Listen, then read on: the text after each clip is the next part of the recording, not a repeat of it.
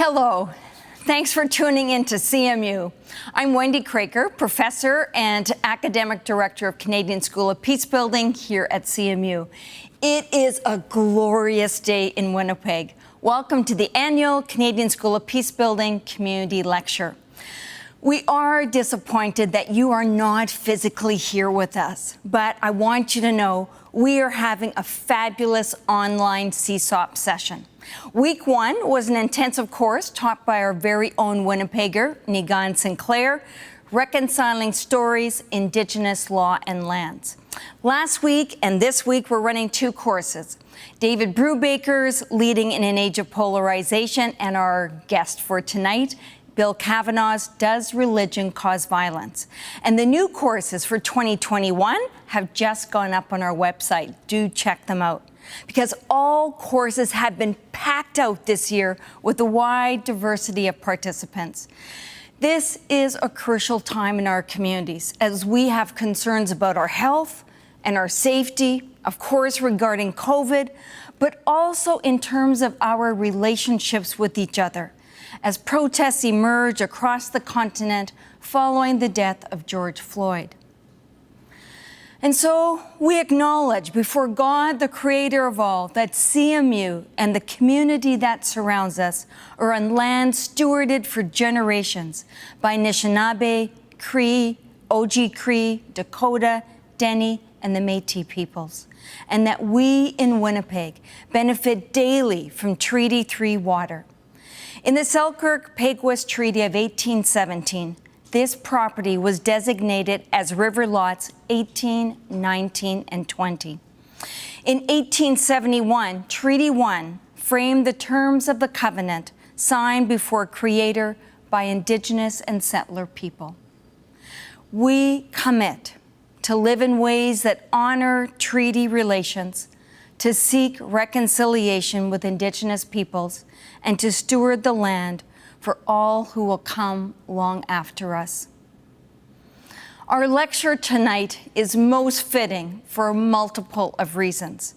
The title is The Myth of Religious Violence.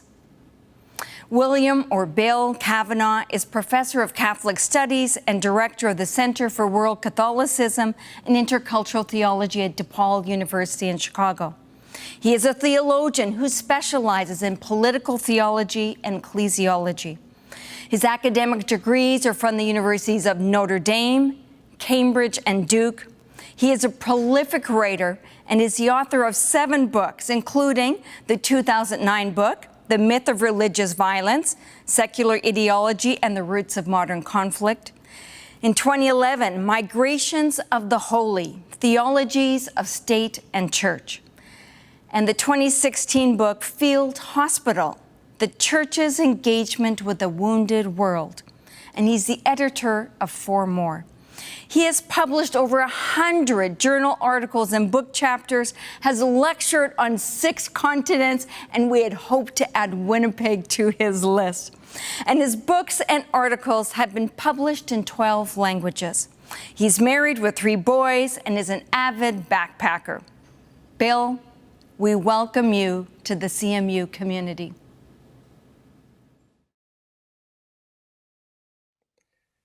Hi, I'm Bill Cavanaugh, coming to you from my house in Chicago. I got all dressed up, got out of my pajamas, and I'm glad to be with you virtually. I wish we could all be together physically, enjoying the Canadian summer together, but we'll make the best of a bad situation and go forward with it. Thanks so much to Wendy and Greg and everybody at the Canadian School of Peacebuilding for this opportunity. I was out for a walk the other day, and I came upon a very distraught man, and he was about ready to jump off a bridge. And I said, "Wait, don't do it. There's so much to live for. Do you believe in God?" And he said, "Yes." And I said, "Me too." "Are you a Christian or a Jew?" And he said, "I'm a Christian." And I said, "Me too." "Catholic or Protestant?" And he said, "Protestant." And I said, "Me too." "What kind?" And he said, "Baptist." And I said, "Me too." "Northern Baptist or Southern Baptist?" And he said, "Northern Baptist." And I said, "Me too." Northern Liberal Baptist or Northern Conservative Baptist? And he said, Northern Conservative Baptist. And I said, me too. Northern Conservative Baptist Great Lakes region or Northern Conservative Baptist New England region? And he said, Northern Conservative Baptist Great Lakes region. And I said, me too. Northern Conservative Baptist Great Lakes Region Council of 1879 or Northern Conservative Baptist Great Lakes Region Council of 1912? And he said, Northern Conservative Baptist Great Lakes Region Council of 1912. And I said, die, heretic, and I pushed him off the bridge. Not a true story. That is a joke by Emo Phillips. It was named online as the funniest religion joke. And I think the fact that it was named the funniest religion joke says something about the way we usually think about religion as being particularly generative of discord and violence. I gave a lecture a little while ago at another college with the title, Does Religion Cause Violence? And on my way to the lecture hall, I saw a poster for the lecture and someone had scrawled the word duh over the poster. And I think that pretty much sums up the way that we think about the dangerous tendency of religion to promote violence. We can all cite many examples of this. Some people will try to deny this and say that the violence is really economic or political and not really religious, but I don't think those arguments work. They're easily refuted by the terrorists' own words. And they also assume that you can make a clear distinction between religious and political and economic factors, and I'm going to argue that that's very hard to pull off. It also doesn't work, I think, to claim that the Crusaders were not really Christians or ISIS are not really Muslims. Normatively, I think it's important for Christians and Muslims to claim that Crusaders and terrorists have gotten the message of Christianity and Islam wrong. Descriptively, however, I think it's disingenuous for Christians and Muslims to absolve their own group of wrongdoing by disowning their bad co-religionists. We have to do penance, I think, collectively for our own collective sins. I think it's undeniable that people do use Islam, Christianity, Hinduism, etc. as motivation and justification for violence. But people kill for other things too, besides religion, and that seems obvious and undeniable too. So behind the common linking of religion and violence, there has to be a stronger claim. Religion has to have a greater tendency to promote violence than what is not religion. And what is not religion is what's called secular. And it's that idea that religion is essentially more violent than the secular that I want to question today. So what I call the myth of religious violence has three components. A, religion is a transhistorical, transcultural, meaning all times and all places, human impulse that is essentially distinct from secular ideologies and institutions. Secondly, religion, or B, religion is more prone to promote violence than secular ideologies and institutions. And C, therefore, religion should be marginalized from public power, and we should fight to defend and spread secular ideals. So let's start with the first component. The myth of religious violence depends entirely on a sharp religious-secular distinction, as in this table on the PowerPoint. In the religious column are generally included Christianity, Islam, Buddhism, Judaism, Hinduism, Confucianism, a few other world religions. Under secular, we find non-religious categories of human life such as politics, economics, as well as ideologies and practices that fall under those categories like nationalism, atheism, Marxism, capitalism, liberalism, etc. The common notion that religion is particularly prone to violence depends on the idea that these secular matters have less of a tendency to promote violence. It's commonly assumed that this is so because they have to do with purely mundane affairs, whereas religion is seen as peculiarly incendiary because it raises the stakes to another level where reason is trumped by passion. In academic literature about religion and violence, religion is commonly assumed to be particularly absolutist and divisive and irrational. Now, If we cast a glance over the extraordinarily bloody last 100 years or so, though complicating evidence presses itself upon us. World War I, to which nationalism is generally assigned a primary cause, resulted in 38 million military and civilian casualties. If we ask, for example, who has killed more people in the last 100 years, Muslims or atheists, the answer is atheists, and it's not really even close. Deaths under Marxist regimes are estimated in figures that range as high as 110 million. The death toll under the three regimes alone of Stalin, Mao, and the Khmer Rouge ranges from a low of 21 million to a high of 70 million, and all of them were militantly atheists. The last 100 years have seen frequent war waged for land and oil and flags and free markets and democracy and ethnicity and a host of other so-called secular causes. So what becomes of the idea that religion has a peculiar tendency to promote violence in the face of this evidence? Well, for some religion and violence theorists, the answer to this problem is simple. You just move the offending ideologies over the line to the other side of the table. So atheist Christopher Hitchens takes this approach in his best-selling book, God is Not Great, which is subtitled with typical British understatement, How Religion Poisons Everything. Totalitarianism aims at human perfection, which is essentially a religious impulse, according to Hitchens. Religion poisons everything because everything poisonous gets identified as religion. At the same time, everything good ends up on the other side of the religious-secular divide. Hitchens says of Martin Luther King Jr., for example, in no real as opposed to nominal sense was he a Christian. And Hitchens bases this remarkable conclusion on the notion that King was nonviolent, while the Bible teaches violence from cover to cover. So what is not violent cannot possibly be religious because religion is defined as violent. Now, Hitchens is not alone. Once we start examining arguments that religion causes violence, we find that this sort of smoke and mirrors is actually the norm. The argument that religion has a peculiar tendency towards violence depends upon a sharp dividing line between the religious and the secular, but things are constantly being smuggled back and forth across that line.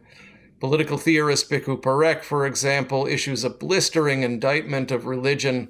Quote, it arouses powerful and sometimes irrational impulses and can easily destabilize society, causing political havoc and creating a veritable hell on earth, end quote. Parekh confesses, however, that, quote, several secular ideologies, such as some varieties of Marxism, conservatism, and even liberalism, have a quasi-religious orientation and form. And conversely, formally religious languages sometimes have a secular content. So the dividing line between a secular and a religious language is sometimes difficult to draw, end quote. So violent and irrational impulses are popping up everywhere, even in liberalism, which inspires the creation of the category quasi-religious to try to corral them all back onto religion's side. Consider the case of the preeminent historian Martin Marty. In a book on public religion, Marty argues that religion has a peculiar tendency to be divisive and therefore violent.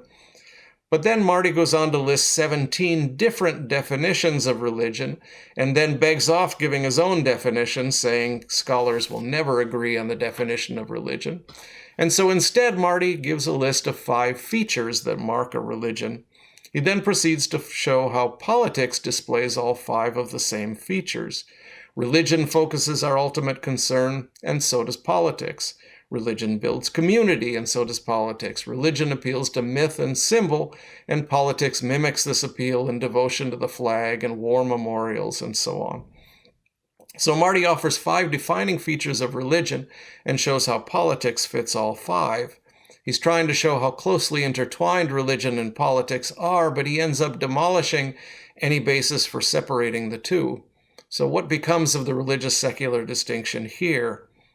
Another example, sociologist Mark Juergensmeyer, whose book Terror in the Mind of God is one of the most widely read academic books on religion and violence. According to Juergensmeyer, religion exacerbates the tendency to divide people into friends and enemies, good and evil, us and them, by ratcheting divisions up to a cosmic level. but he's forced to admit the difficulty is separating religious violence from secular violence. He writes, quote, "Secular nationalism, like religion, embraces what one scholar calls a doctrine of destiny. We can take this way of looking at secular nationalism a step further and state flatly that secular nationalism is a religion." Now, that's an important claim, as is his claim that, quote, "the secular is a sort of advanced form of religion," end quote. If true, however, it subverts the entire basis of his argument. What becomes of the religious-secular divide if the secular is a form of religion? Now, some religion and violence theorists deal with this problem by consistently and openly expanding the category of religion. So Richard Wentz, his book, Why People Do Bad Things in the Name of Religion, includes not only Islam, Christianity, Buddhism, and the like under the rubric of religion, but also consumerism, secular humanism, football fanaticism, faith in technology, and a host of other ideologies and practices. He concludes, quote, "Perhaps all of us do bad things in the name of or as a representative of religion," end quote. Now, Wentz has intuited correctly, I think, that people do violence for all sorts of reasons. Where he goes wrong is in thinking that he can obliterate the line between religious and secular and still end up blaming violence on religion. Instead of an argument for why religion has a greater tendency than the secular to promote violence, Wentz has simply taken everything for which people do violence and labeled it religion. Wentz is often called what's often called a functionalist, that is, a scholar who believes that religion is whatever functions like one. There's a vast literature on Marxism as a religion, for example. There's an extensive body of scholarship that explores the prevalence of civil religion in the United States, which, as Robert Bellah says, has its own seriousness and integrity and requires the same care and understanding that any other religion does. Carolyn Marvin similarly argues that nationalism is the most powerful religion in the United States and perhaps in many other countries. Scholars have explored the peculiar myths and symbols and sacrifices that surround the flag. In the wake of rolling blackouts in California in 2001, one of the architects of the deregulation of California's electrical utilities was quoted in the New York Times expressing his belief that free markets always work better than state control. "I believe in that premise as a matter of religious faith," he said. Scholars who take a functionalist approach take him at his word. If it walks like a duck and quacks like a duck, it's a duck.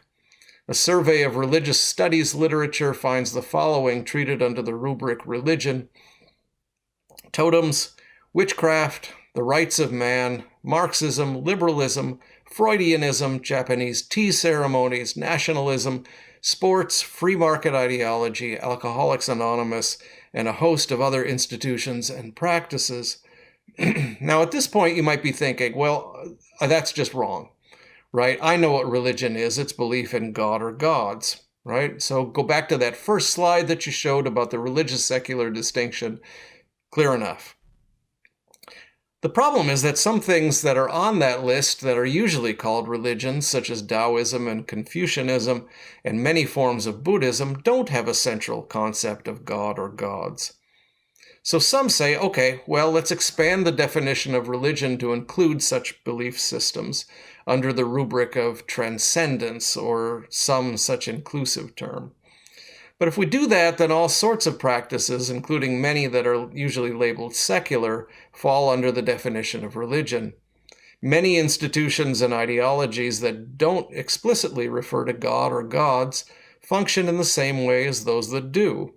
So expanding the concept of religion to include godless Buddhism makes it difficult to exclude godless Marxism. Likewise, it's hard to imagine a better candidate for transcendence than nationalism. The term transcendence is a tool of Western scholars of religion who borrowed the term from Judeo-Christian tradition with its distinction between a creator God and a created order. To apply this term to Buddhism, however, which has no such distinction, one needs to define transcendence in an exceedingly vague manner. But the vaguer the term becomes, the less justification one has for excluding other systems of belief and practice, such as nationalism. Now, even if we could find a way to stabilize the categories of religious and secular and get everybody to agree what belongs in each category once and for all, would it be any help with the question of violence? Is there any good reason to suppose that people are more likely to kill for a god than kill for a nation? Supposing we ask two questions, what percentage of Americans who identify themselves as Christians would be willing to kill for their Christian faith? And then the second question, what percentage would be willing to kill for their country? It seems clear that at least among American Christians, the nation state is subject to far more absolutist fervor than Christianity. For the majority of American Christians, even public evangelization is considered to be in poor taste, and yet most would endorse organized slaughter on behalf of the nation as sometimes necessary and often laudable. We must conclude that there is no coherent way to isolate religious ideologies with a peculiar tendency towards violence from their tamer secular counterparts. So-called secular ideologies and institutions like nationalism and capitalism can inspire just as much violence as so-called religion. Now, if all of this sounds like hair-splitting over definitions, it's really nothing more complicated than what the Bible says about idolatry. This is the theological implication of everything that I've been saying. People treat all kinds of things as gods, golden calves and armies and mammon and even their own bellies, as Paul tells the Philippians. The Bible, of course, teaches that there is one true God among many false gods, but the Bible doesn't think there is one set of religious pursuits and another essentially different set of mundane and secular pursuits. People in actual fact treat all kinds of things as gods. So-called religious and so-called secular ideas and practices often function in the same way. So the myth of religious violence fails because it depends entirely on a stable religious-secular divide that doesn't exist. There is no once-and-for-all definition of religion. Religion is a category constructed in different ways in different places and times, and according to the interests of who is doing the construction. To understand why there's so much confusion around the category of religion, let's briefly examine its history. Charles Kimball's book, When Religion Becomes Evil, begins with the following claim. It is somewhat trite, but nevertheless sadly true, to say that more wars have been waged, more people killed, and these days more evil perpetrated in the name of religion than by any other institutional force in human history. End quote. Kimball apparently considers this claim too trite to need proving, for he makes no attempt to reinforce it with evidence. If one were to try to prove it, one would need a transhistorical and transcultural concept of religion that would be at least theoretically separable from other institutional forces over the course of history. An obvious contender might be political institutions. The problem is that there was no religion considered as something separable from politics until the modern era, and then primarily in the West. The Romans had the term religio, but there was no religion-politics distinction. How could there be when Caesar was a god? Likewise, is Aztec politics to blame for their bloody human sacrifices, or is Aztec religion to blame? There's just no way to make those distinctions. As Wilfred Cantwell Smith showed in his landmark 1962 book, The Meaning and End of Religion, religion as a discrete category of human activity separable from culture and politics and other areas of life is an invention of the modern West. The ancient Romans employed the term religio, but it covered all kinds of civic duties and relations of respect that we would consider secular. As St. Augustine says in The City of God, quote, "We have no right to affirm with confidence that religio is confined to the worship of God, since it seems that this word has been detached from its normal meaning, in which it refers to an attitude of respect and relations between a man and his neighbor." End quote. In the medieval era, the religious-secular distinction was the distinction between clergy who belonged to an order and diocesan clergy. In 1400, the religions of England were the various orders, the Benedictines, the Dominicans, etc. There was no realm of secular pursuits to which God was indifferent, and although there was a distinction between civil and ecclesiastical authorities, there was no distinction between religion and politics as we conceive it. The religious-secular distinction as we know it today was a creation of the early modern struggles for power between ecclesiastical and civil authorities. To make a long story short, the civil authorities won.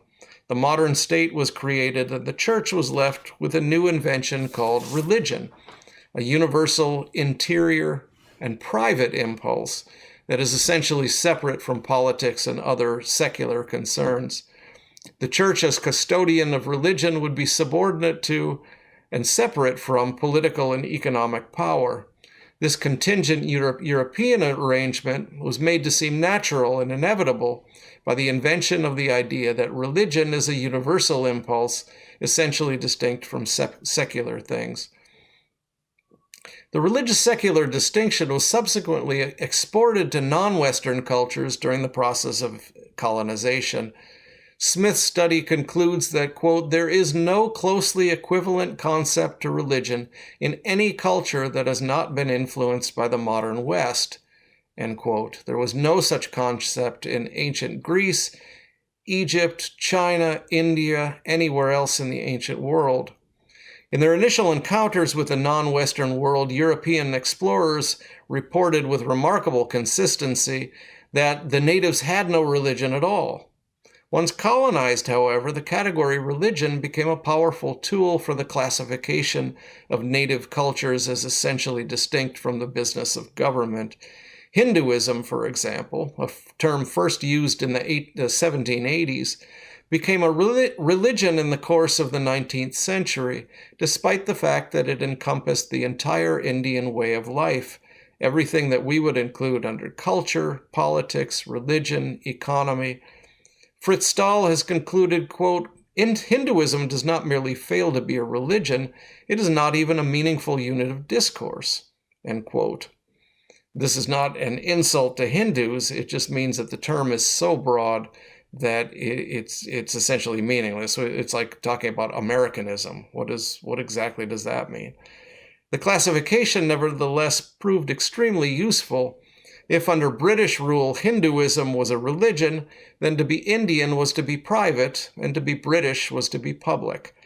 That is why many contemporary advocates of Hindu nationalism, especially the powerful BJP, the ruling party in India, reject the classification of Hinduism as a religion. As Richard Cohen writes, the proponents of Hindutva, Hindu nationalism, refuse to call Hinduism a religion, precisely because they want to emphasize that Hinduism is more than mere internalized beliefs. It is social, political, economic, familial in nature, end quote. For similar reasons, the Chinese government today excludes Confucianism from its official list of religions in China. It is seen as an expression of the national character, superior to mere religion, which is private and otherworldly. In her book, The Invention of World Religions, Tomoko Masusawa concludes, quote, this concept of religion as a general transcultural phenomenon, yet also as a distinct sphere in its own right, is patently groundless. It came from nowhere, and there is no credible way of demonstrating its factual and empirical substantiality, end quote. In other words, the religious-secular distinction is not engraved in the nature of things. It is rather a distinction that is employed in Western or Westernized societies to marginalize certain kinds of beliefs and practices and to authorize others. So now I come to the part C of the myth, what the myth of religious violence is used for. Quote, therefore, religion should be marginalized from public power, and we should fight to defend and spread secular ideals. So here I address the question, if the myth of religious violence is so incoherent, why is it so prevalent? Whose purposes does it serve? Let's look at the first part of C, the domestic marginalization of religious speech. Well into the 20th century, religion was cited in Supreme Court cases as having a unifying social effect.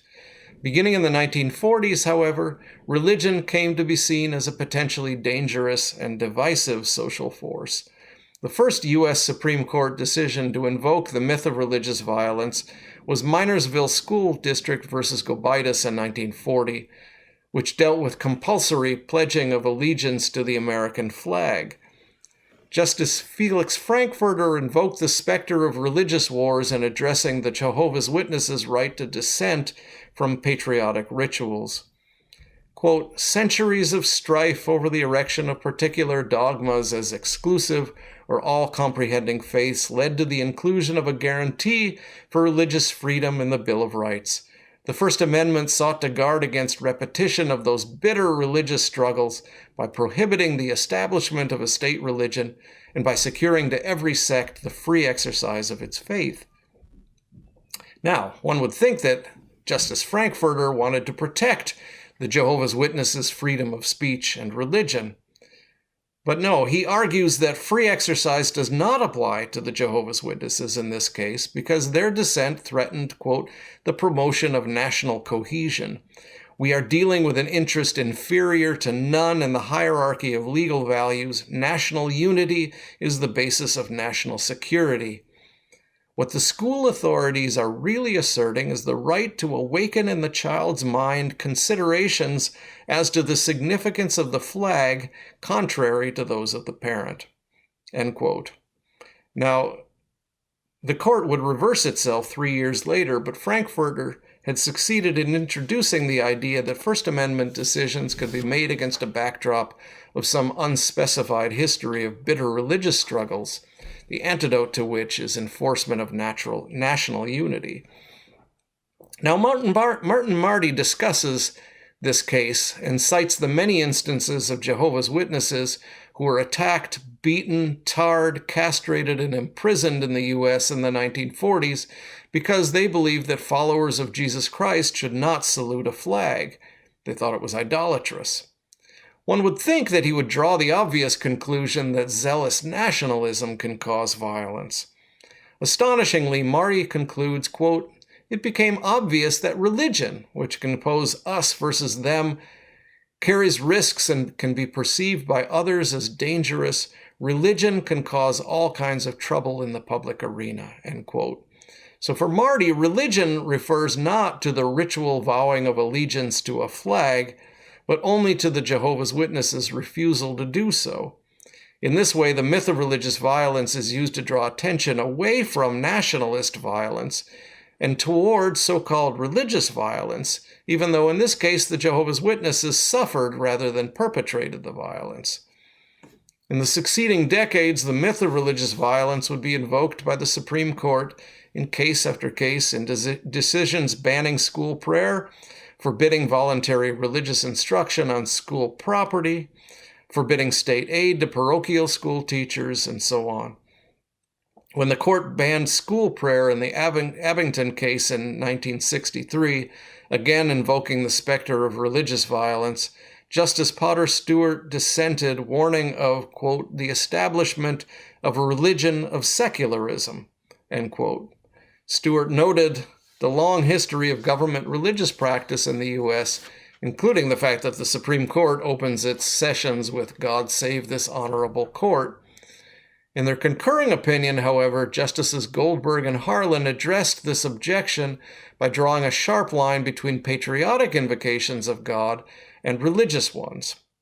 Quote, there is, of course, nothing in the decision reached here that is inconsistent with the fact that school children and others are officially encouraged to express love for our country by reciting historical documents such as the Declaration of Independence, which contain references to the deity, or by singing officially espoused anthems which include the composer's professions of faith in a supreme being, or with the fact that there are many manifestations in our public life of belief in God. Such patriotic or ceremonial occasions bear no true resemblance to the unquestioned religious exercise that the state has sponsored in this instance. End quote. Now, Goldberg and Harlan offer no reason why patriotic invocations of God bear no true resemblance to religion. But it's clear that what separates religion from what is not religion is not the invocation of God. God may be invoked in public ceremonies without such ceremonies thereby becoming religious exercises, provided such ceremonies express love for our country. Separating religious speech from non-religious speech in this case depends not on the presence or absence of expressions of faith in God, but on the presence or absence of expressions of faith in the United States of America. American nationalism is the antidote to religious divisiveness, so revulsion to killing and dying in the name of one's religion is the principal means by which we become convinced that killing and dying in the name of America is laudable and proper. And that brings me to foreign policy. The conventional wisdom helps reinforce and justify Western attitudes and policies toward the non-Western world, especially Muslims. In post-9/11 discourse in the U.S., we tell ourselves that we have a peaceful and secular type of state in which religious speech has been marginalized from the public sphere, and those crazy people over there, Muslims primarily, still mix religion with politics, which makes their politics peculiarly dangerous. Their violence is religious and therefore irrational and divisive. Our violence, on the other hand, is secular and therefore rational and peacemaking. And so we find ourselves regrettably forced to bomb them into the higher rationality. Hitchens, for example, skewers religion for its violence, but was an enthusiastic supporter of the Iraq War. Despite his attempt to recruit Martin Luther King to his side, Hitchens has some very approving things to say about killing people. Quote, "And I say to the Christians while I'm at it, go love your own enemies, by the way, don't be loving mine. I think the enemies of civilization should be beaten and killed and defeated, and I don't make any apology for it." End quote. For Hitchens, the Iraq War was part of a broader war for secularism, and the game is zero-sum. Quote, "It is not possible for me to say, well, you pursue your Shiite dream of a hidden imam, and I pursue my study of Thomas Paine and George Orwell, and the world is big enough for both of us. The true believer cannot rest until the whole world bows the knee." End quote. Now, the true believer that Hitchens has in mind is the Islamist, but Hitchens' message is that the true believer in secularism can also not rest until the whole world has been converted to secularism, by force if necessary. Fellow New Atheist Sam Harris's book, The End of Faith, about the violence and irrationality of religion, dramatically illustrates this same double standard. In the book, Harris condemns the religious torture of witches, but provides his own argument for torturing terrorists. Harris's book is charged with the conviction that the secular West cannot reason with religious people, but must deal with them by force. Quote, "Some propositions are so dangerous that it may even be ethical to kill people for believing them. Certain beliefs place their adherents beyond the reach of every peaceful means of persuasion, while inspiring them to commit acts of extraordinary violence against others. There is in fact no talking to some people. If they cannot be captured, and they often cannot, otherwise tolerant people may be justified in killing them in self-defense. This is what the United States attempted in Afghanistan, and it is what we and other Western powers are bound to attempt at an even greater cost to ourselves and innocents abroad, elsewhere in the Muslim world. We will continue to spill blood in what is at bottom a war of ideas." End quote. So Harris's logic is clear here. Religious people hold irrational beliefs, so there's no use trying to reason with them. They can only be dealt with by force. And so the myth of religious violence becomes a justification for secular violence. In a chapter entitled The Problem with Islam, Harris writes, quote, "In our dialogue with the Muslim world, we are confronted by people who hold beliefs for which there is no rational justification, and which therefore cannot even be discussed. And yet these are the very beliefs that underlie many of the demands they are likely to make upon us." End quote. This is especially a problem, he says, if such people gain access to nuclear weapons. Quote, "There is little possibility of our having a Cold War with an Islamist regime armed with long-range nuclear weapons. In such a situation, the only thing likely to ensure our survival may be a nuclear first strike of our own. Needless to say, this would be an unthinkable crime, as it would kill tens of millions of innocent civilians in a single day, but it may be the only course of action available to us given what Islamists believe." End quote. Before we get to that point, Harris continues, "We must encourage civil society in Islamic countries, but of course we cannot trust them to vote it in. Quote, it seems all but certain that some form of benign dictatorship will generally be necessary to bridge the gap, but benignity is the key, and if it cannot emerge from within a state, it must be imposed from without. The means of such imposition are necessarily crude. They amount to economic isolation, military intervention, whether open or covert, or some combination of both. While this may seem an exceedingly arrogant doctrine to espouse, it appears we have no alternatives." End quote. Now, Harris's book is a particularly blunt version of this type of justification for violence, but he's by no means isolated. His book was a New York Times bestseller. It won the 2005 PEN Award for Nonfiction, and it's enthusiastically endorsed by such academic superstars as Alan Dershowitz and Richard Dawkins and Peter Singer. There are many voices making such secularist arguments for violence. People often assume that America goes to war because it's religious, but as political scientist Colin Dweck has shown, America goes to war, quote, for liberal reasons or not at all, end quote. Even under George W. Bush, an evangelical Christian, the government and foreign policy establishment justified military intervention on the basis of free elections and free markets, virtually never for Christian reasons. So here's my argument in summary. I do not wish either to deny the virtues of liberalism or to excuse the vices of other kinds of social orders. What I'm trying to do is level the playing field so that we examine the violence that can be generated by the concept of jihad, but also examine the violence that can be generated by ideologies of secularism or free markets and free elections. Put simply, my argument is that people kill for all sorts of things.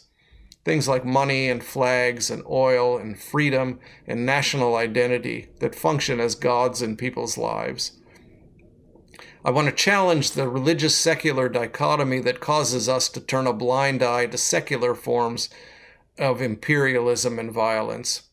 Insofar as the myth of religious violence creates the villains against which a secular order defines itself, the myth is little different than previous forms of Western imperialism that established the inferiority of non-Western others and subjected them to Western power in the hopes of making them more like us. This type of imperialism produces fundamentalism as an opposite reaction. It's too strong to say, as Robert Wright does, that, quote, the Iraq War, more than any other single factor, created ISIS, end quote. But the general point is an important one. Islamic terrorism is a response to Western intrusions into the Muslim world. The idea that religion is to blame for the turmoil in the Middle East allows us to cast a fog of amnesia over the intervention of Western corporations, diplomats, and armies in the Muslim world. So much of our discourse around these issues is guided by broad stereotypes of secular people who have only facts versus mindless believers. In the first case, I don't believe in non-believers. Everybody believes in something. Just tell me what you believe, I'll tell you what I believe, and then let's have a conversation. In the second case, most so-called religious people are not mindless dupes. Muslims are not programmed to commit violence by a few passages in the Quran. Just as most Christians employ strategies of interpretation of sacred texts that allow them to reconcile their beliefs with science and with people from other faiths, most Muslims employ such strategies of interpretation every day. 120 leading Muslim scholars have issued an 18-page point-by-point refutation of ISIS claims based on the Quran and other authoritative Muslim texts. They accuse ISIS of cherry-picking a few verses without considering the entire Quran and Hadith. They also say that conditional passages must be distinguished from unconditional ones, unequivocal passage from allegorical ones, and all the historical circumstances of the verses have to be taken into consideration. These scholars want to take the sacred texts not less but more seriously by considering them in their entirety. There are, of course, violent forms of Islam, but we should adopt an empirical approach rather than have arguments about what religion is like or what Islam as a whole is like. It is much more helpful to get as specific as possible. This school of Saudi Wahhabism here, under conditions of Western imperialism in the Muslim world, has a tendency to promote violent jihad, etc. Dividing the world into religious and secular is not only too broad, but it's a distorted lens for viewing the world. Violence feeds on the need for enemies, the need to separate us from them. Such binary ways of dividing the world make the world understandable for us, but they also make the world unlivable for many. So doing away with the myth of religious violence is one way of resisting such binaries and perhaps creating trust between people who think differently. Thanks very much. Thank you, Bill, for your inspiring words to us this evening and the provocative questions that you have raised for us. This has been an important moment and significant for us to be thinking about. Thank you so much. Audience as well, thank you so much for joining us this evening. I encourage you, because we don't have a Q&A for this lecture, to take the questions and ideas you've thought about this evening to your communities. Let these ideas ripple out there at this important time in our lives. And if your friends miss this and you say, hey, I wish they could have captured this moment with us, you can direct them to the CSOP website, csop.cmu.ca, or you'll find it on the CMU YouTube channel. Thanks again, Bill, our community, for being here this evening. Wish you a good rest of the evening.